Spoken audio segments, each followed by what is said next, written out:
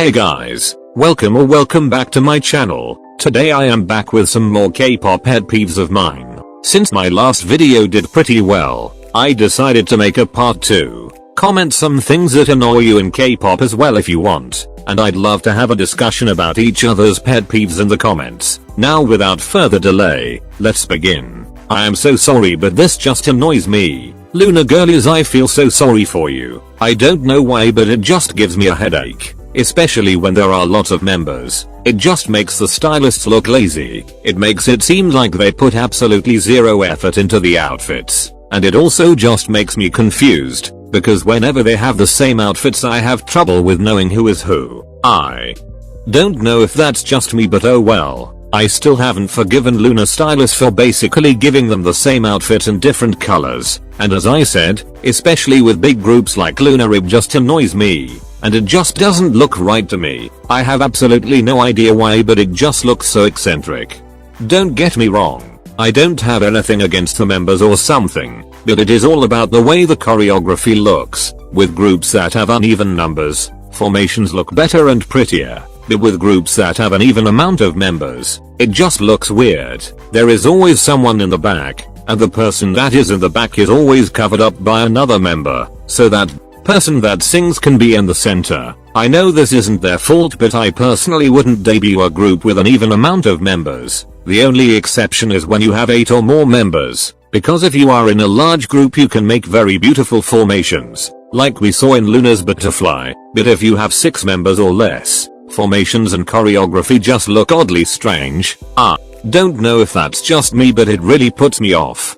Now there are obviously a few exceptions to this, like Twice's fancy music video, because that one just looks absolutely gorgeous to me, but I am talking about K-pop music videos that use CGI excessively. I will be bringing up Twice a lot since they have been using a lot of green screen recently. Even back in their rookie days, CGI was always a thing in K-pop but I just noticed that a lot of groups nowadays use it a lot. It could be because of the pandemic, but we have gotten a few outside shooted music videos, like Lovesick Girls by Blackpink, so I doubt that that's the reason. I don't really mind CGI in K-pop music videos, I just think most of the time the music video looks messy. I don't know, maybe that's just me.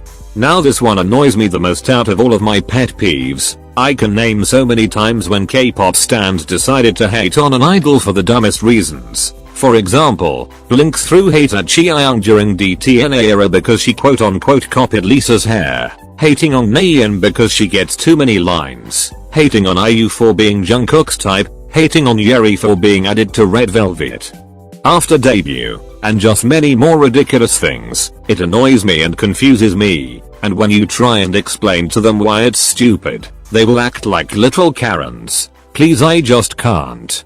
This is literally just so frustrating. I will be listening to half the song and kind of liking it, but then a random rap verse comes in and ruins the flow for me. I'm gonna say it for the last time, not every K-pop song needs a rap verse, and I don't understand why companies always seem to feel so pressured. Like literally you can do whatever you want. It is not an obligation to put a rap verse in every song of your group. Just fully vocal based groups are fine too. It is also something unique that we haven't seen in K-pop, so it must sell well.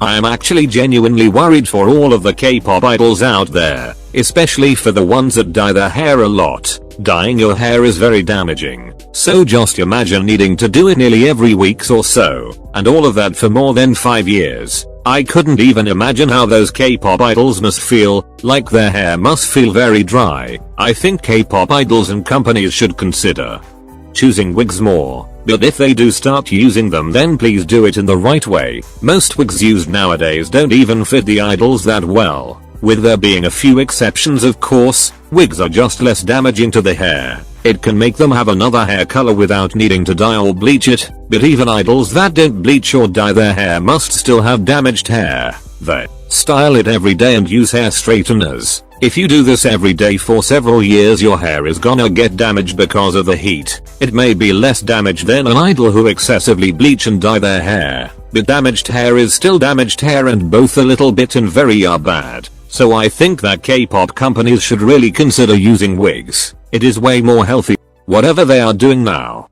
This is more about K-pop YouTube, but it is still part of the K-pop community, so it counts. I absolutely hate it when I'm so excited to watch a video, only for it to start with such a long intro. Like, please, I came here to watch a video, not a movie. Please keep your intros under 20 seconds. Or search up some intros on YouTube. It literally takes 3 seconds. And not to mention, those long intros also drift people away from your channel. It makes them lose attention and they will most likely click on another video. And if you like it or not, K-pop YouTube is actually a very competitive community, with there being a lot of K-tubers, small and big, so I am giving you this advice now. Please stop getting on my nerves and make your intros shorter. Thank you.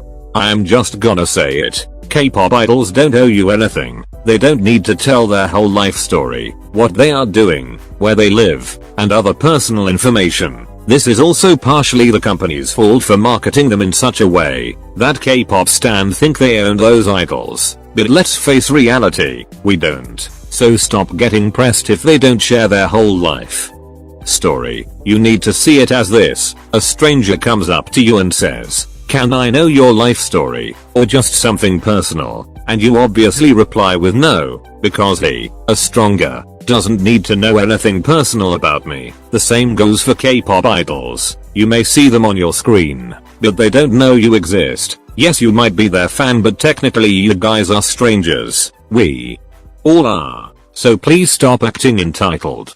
This really annoys me because they can just search up the meaning of the word, especially with the word mistreatment. I see people saying that Chaeryeong is being mistreated, when actually, she is being mismanaged, not mistreated. Mistreating is a very big word, just like the word hate. Other words like problematic and favoritism are also misused a lot. K-pop stans will call a group problematic when they only have done one wrong thing. Just because they messed up once doesn't mean they are problematic. An actual problematic group is a group that continues to make mistakes. Messing up once doesn't mean you're problematic. Everyone makes mistakes and no one is perfect, including those K-pop idols. And for favoritism, a specific member having the best styling is not favoritism, and most of the time they have control over what they wear. I am looking at you toxic Lisa solo stans.